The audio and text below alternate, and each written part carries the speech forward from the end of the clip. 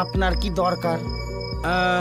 মাচাদহ থেকে আমার পালকি আসার কথা, দেখতে পাচ্ছি না তো। কি যে বলেন বাবু, পালকি যে চাচ্ছেন, তা পালকি বইবে কারা? কেন? যারা বয় বেহারারা। বেহারা জুটবে কই থেকে?